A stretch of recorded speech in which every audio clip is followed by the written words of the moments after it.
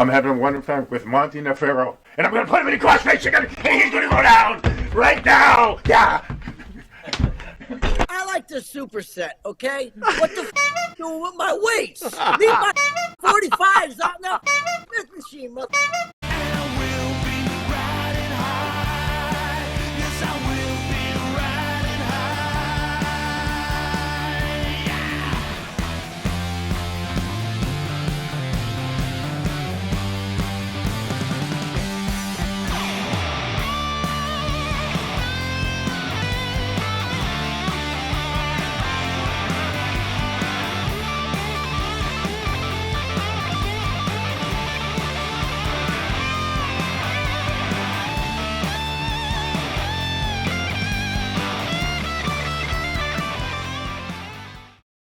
All right, welcome to Long Island's #1 pro wrestling broadcast, Monte and Pharaoh, seen only here out of Indie Music TV.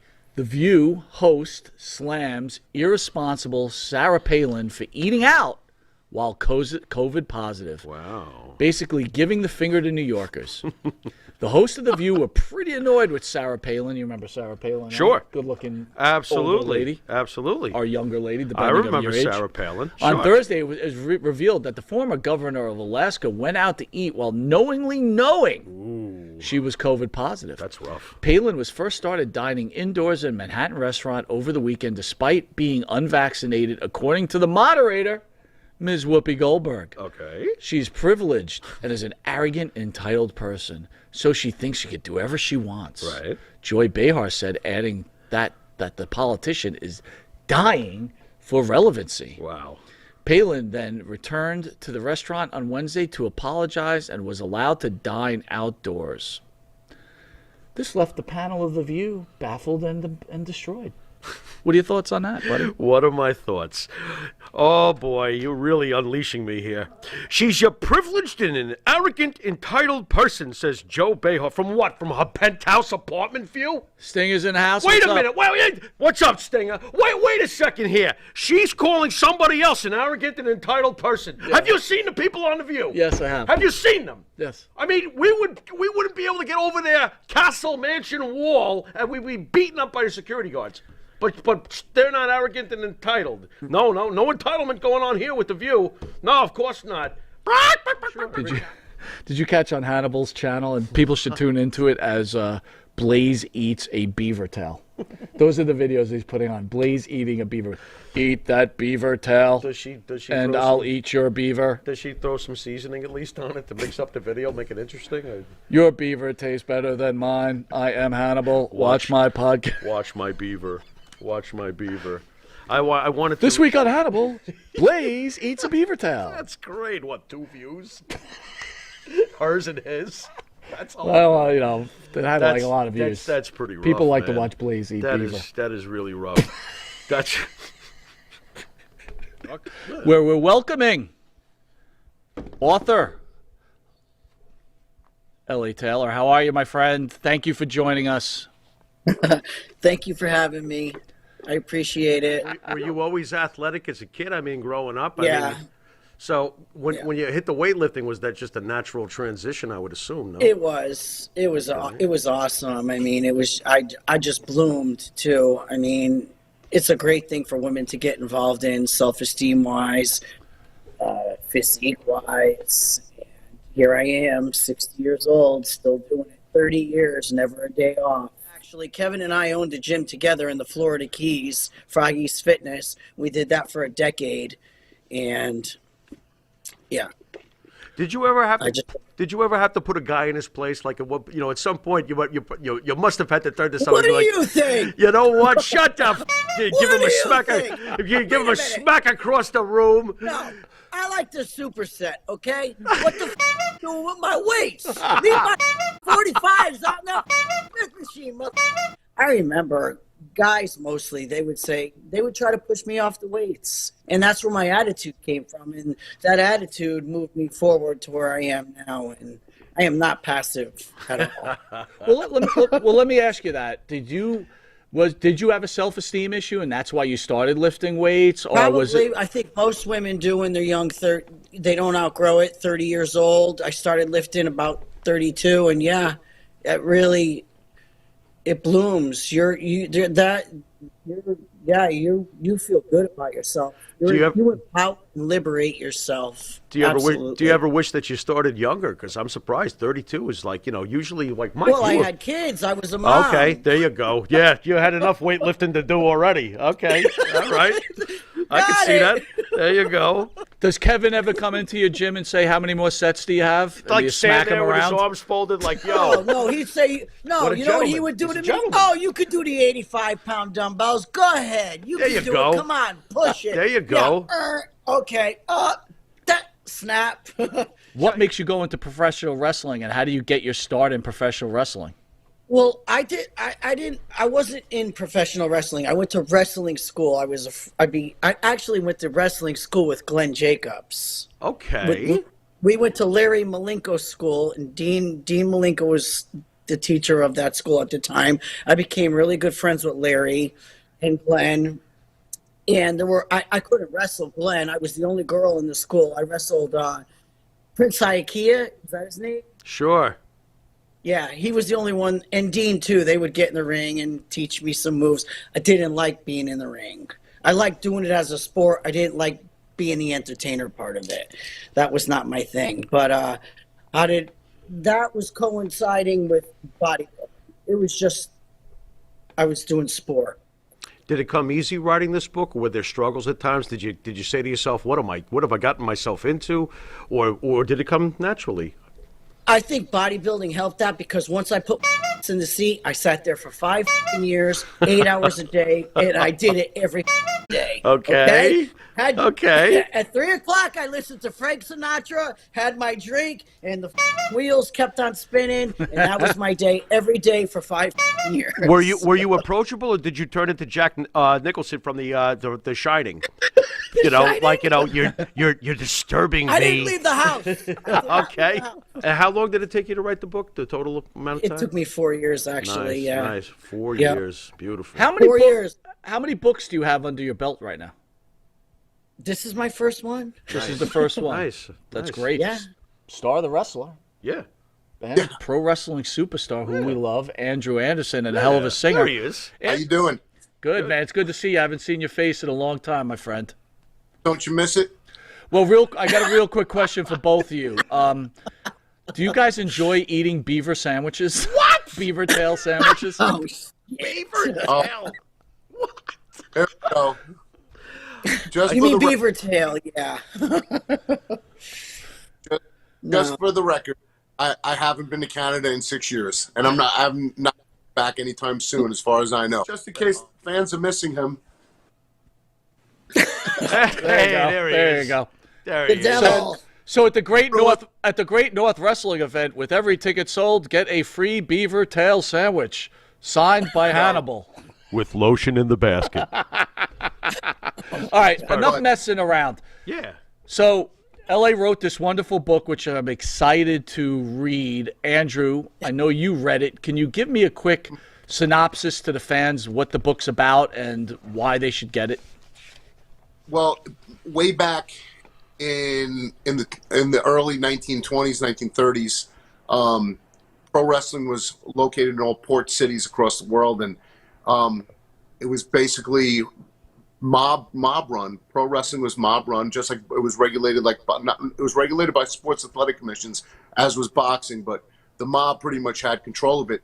Now, the stories in old school, if you really are a wrestling historian, or if you know the stories about the territories and the characters from Paul Bowser to Paul Bosch to Vince McMahon Sr. to Eddie Graham, all the way down to Sam Munchnick,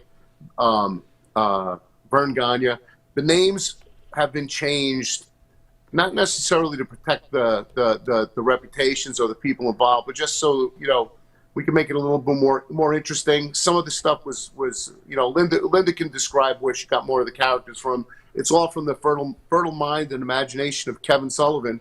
But Kevin is a wrestling historian, and we just wanted to make sure that wrestling history was preserved. But this is more. We're opting more for to get this put out as a screenplay for a Netflix series. or a Hulu series, or even an HBO original series. I mean, because it's something that we've been. Well, Linda's been writing it for 5 years, and I've been trying to get her to put it out for the past 3. And then a year ago, she finally got a publisher and got it put together, and we sort of got it out there. And it's just something that we really, really have been trying. Linda's obviously, Kevin was the brains behind all the stories and the twists, the angles, and the history involved. Linda was the glue that gelled it all together and put it into words that flow so beautifully out of that book. Because, I mean, once you read the book, you get hooked. You can't stop at just chapter 1. You just go through. So you got to binge read the book because it all comes together. And as you start reading that book, you will realize who is who in pro wrestling history, what characters, who the Sheik is, the original Sheik, not the Iron Sheik, the original Sheik, and Detroit and everything. It's all just put together so well, and it flows. And there's a lot more history as wrestling evolves, or as I say, wrestling devolves. It becomes a fertile ground for further books. I mean, over the years, this is just one era. And Kevin's lived through, almost 6 decades of wrestling. So 7, actually. It's going into 7. Yeah, wrestling. So now all that experience and all that knowledge and all the stories and everything that happened, the politics, all the way down to the literal political characters, figures, and seedy mob-like characters to promoters, and because we all know promoters are for the most part, cut from the same cloth. They're out to make money. And it's the mob always has a habit of getting their hands in stuff in the 1930s, 40s, 50s, the 20s. I mean, it was the way things were. People kind of knew that wrestling was, they said it was fixed back then, but like Bill Apter said, for something to be fixed, it had to be broken.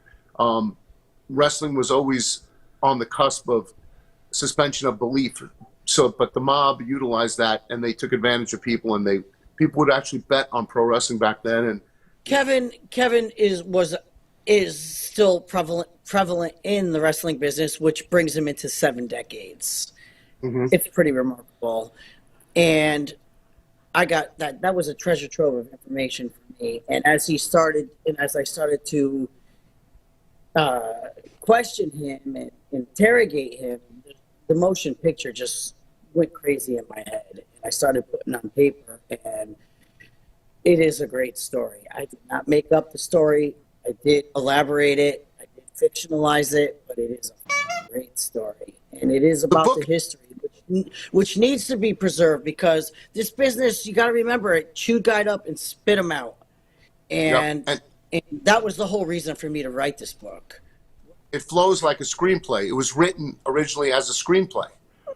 First of all, I wrote it in a male voice because that book needed to be written in a male voice. So we're not women in the business. They considered them. They called them. I've got newspaper articles and personal letters from the Santos families. I've got files of these newspaper articles from the 30s, the 40s, the 50s, the 60s. And I mean, that was my research. Just look at how they applied it to the newspaper. Those sports writers spun that remarkably. And so, yeah, it's just that world was different than it is now, and it needs to be preserved. And people need to remember. And there's people, they make a living off talking about that. That's time past, and it was a great era. It was a great era. How did you and Kevin meet, Lynn, if I can ask? Oh, what do you think? In a gym. He said I leaped over like a gazelle. Spot me, huh? Yeah. He dropped away doing a skull crusher. Did I leap over? Whatever. Harry Smith's we met. Harry Smith's in Tampa. Okay. Yep. Did you know who he was? Did you know who he was? I knew he was a wrestler with that bleached out, washed out look. Oh, man. Oh, my God. Man. That's oh, boy. Sorry. I said, boy, this guy's this guy's weathered the road. Oh, Jesus. Well, you know, he's the devil. What can I say? That's why I'm not Married saying to the anything. devil. Yeah, I'm not messing with the devil. So Are you kidding me? I gotta ask you. So we've gotten to know Kevin. Kevin's and awesome. Through Andrew and everything Great else. man. Really great guy. He's awesome. But like, what's like a night hanging out with Kevin Sullivan? Does he like just talk about wrestling 24/7 and you're like just He shut used to. shut Well, up? That's where. No, because I'm his wife. But he can't hear, and he's on the speakerphone. So yes, I hear it 24/7. I mean, do you I turn hear the corner and everything. Everybody he's talking to all day long since he got a cell phone. it doesn't get crazy though? You don't like turn the corner, go in the kitchen. He's got the makeup on. I mean, there's nothing like that though. Right? I just want to make sure. He's not the Chris. He's not the scary clown. But He's the devil. he's the devil. No, I figured he'd have something on his face, like you know. kidding? Oh my God, I'd be afraid. By the way, LA, I'd be afraid. I have to ask you this question. Donna Barber's asking, do you assist people with their autobiographies? And if so, can you help Hannibal write his autobiography? No, just because I have a beaver doesn't mean I'm going for the beaver. LA, can you explain to the fans why this is a must-read if you're a wrestling or a mob First fan? of all, every good story starts with a mob character. Am I wrong? No, you're 100% right. So, and as I started to do the research and I started to look into it and I started to listen to my husband, and then I looked at the antitrust lawsuit in the 50s. It was elementary that it was mob. And like I said, the timeline, with the information Kevin gave me, and then I started to fictionalize it, and all this historic just landed and fell perfectly into the whole timeline. And that motion picture went in my head, and it was like, yeah. And you asked me before, I wrote it in a male voice, but I also did write it for TV because it is The Sopranos meets professional wrestling. I mean, and they're all amalgamated characters. It is fictionalized. They're amalgamated. They are a string and a fiber of every little person or every little story. And I did recreate these characters. So, yeah. And Andrew, you've been on Gotham. I mean, how hard is it? You know, obviously this sounds awesome, and you want to get it to Netflix or somebody like that. How hard is it to get it to the ears and eyes of a big time producer like it at Netflix? Now we're shopping it around to various producers. Actually, with screenwriter who wants to try to adapt it. Even though Linda wrote it as a screenplay, they're going to change it anyway. Okay. So what we're doing is we're shopping it around. We have an agency that we're going to be working with, and we're going to shop it to Netflix and a couple other places and see what happens, man. Our home shopping network wants to produce it and put it out there. It'll be something new. And, you know, I mean, look, this was from an era when the only three things you had on TV was horse racing, boxing, and pro wrestling. The rest were all game shows. Okay? Right. So now we're gonna explore that you know, I mean, you have all these shows now. You got stuff on the 1950s. You got stuff.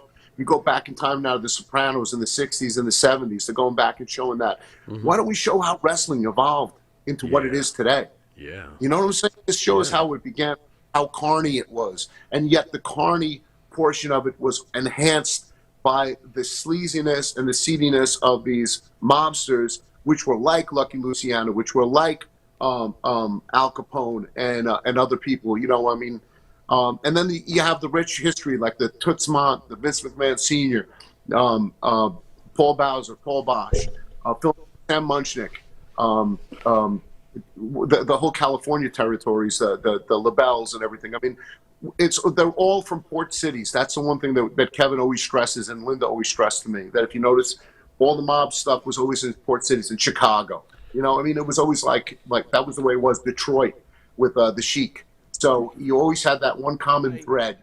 You make this baby, right? It's your baby. It's this 5 year, baby. right? Your hard work. Yeah, but 4 years worth of labor? Ow! That is a long time. That's a big baby. Go on. Go on. Anyway, I don't even know how to answer that. Yeah, well, you know. You've already made a fan out there. Vincente Guerrero says he loves your accent. I'm Connecticut. That's Is that an how accent? exotic. Is that an accent? I used to, you know, the way the Thing looked like I used to think the Thing was a giant cheese doodle of Fantastic. I would watch these Viewmasters until I realized then there was reruns of Batman with Adam West, and then it was like this is Superman, and I would see all this stuff, and then comics, and then I totally fell in love with Captain America. The question I have now, L.A., when was the first day you met Andrew Anderson, and what was your first thoughts of Andrew Anderson? Boy. Andrew, when did we finally meet? Because we were like phone pals, and you met Nicole before you met me. Oh, you went to Nigeria with Kevin. That's when you first met Kevin, right? First met you, and we first started talking. You and I first started talking since 2011, but we didn't meet actually till just this September. Physically meet. We went to Vegas together. Yeah. And we raised hell in Vegas, right? I got to understand this. You knew each other since 2011, but you never met physically until last year. I've been busy writing a book. I don't leave the house. What do you not understand? That's right. That's right. She was doing The Shining. I'm a recluse. There you go. Yeah, I think Kevin broke her legs and made her finish the book. Is that what it was? Wow, he's rough. Yeah, it was like that movie with Misery? Misery? Yeah. Oh man. No, By the but way, you know what? One thing about Kevin is he used to say, because I didn't know a lot of about the wrestling business, and then I record him, and he'd say, "Where the you get that? I never told you that." I said, let me replay it. Press Or then play. he'd say, "How do you not know that?" L.A., so you finally meet Andrew. Am I assuming you met him at the Cauliflower Alley Club? Yes, I did. So here's a question for you, not that you're not so much into wrestling. What kind of freaks go to the Cauliflower Alley Club? Here we go. Tell me from your Andrew, perspective, sign my shoe. the freaks that show up there. And you can at the answer that question. Andrew's going to be nice. He's going to be nice. Go ahead. When I start bringing Linda to the Comic Cons, she has seen nothing. Cauliflower Alley is normal. That's true. I've been to those comic book conventions. Yeah, that's true.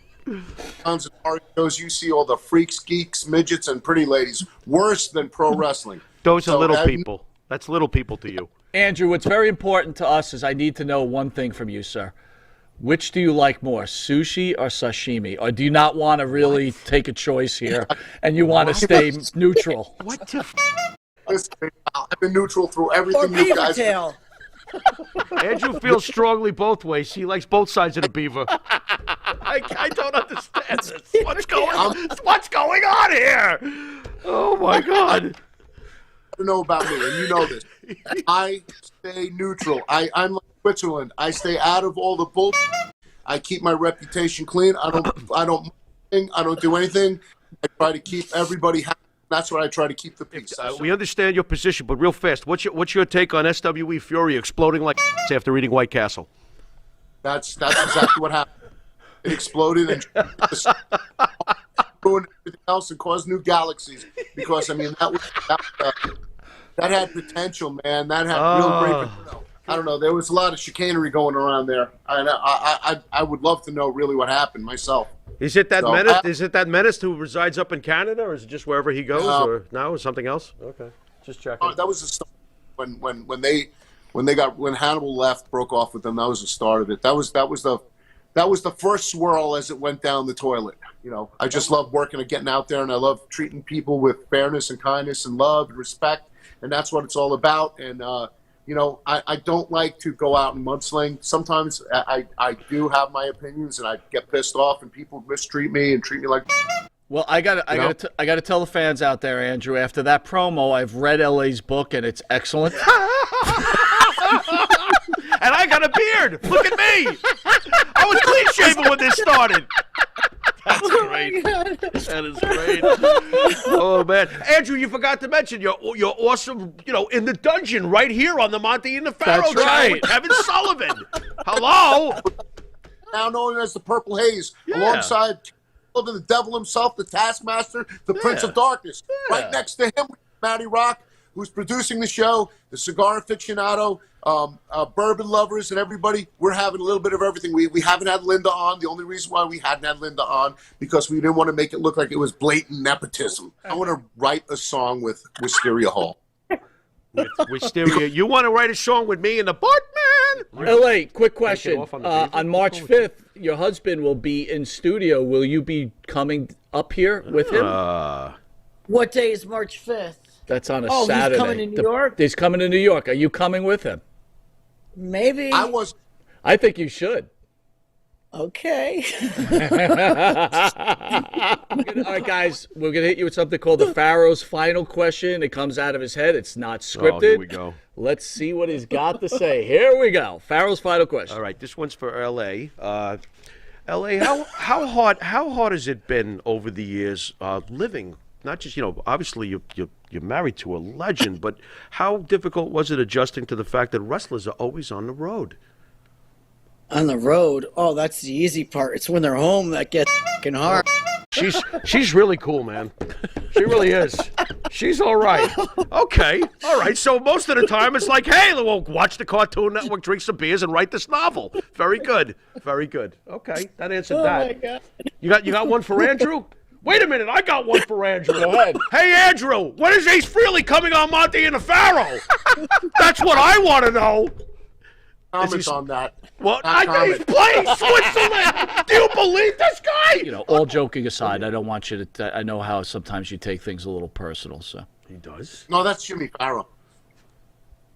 Are you starting with He me starts live on the suing you, air? Jimmy. And now he's looking at. Don't you give me the Gene Simmons tongue. I want Ace Frehley. Forget Gene Simmons, and you better not bring the fake Frehley guy.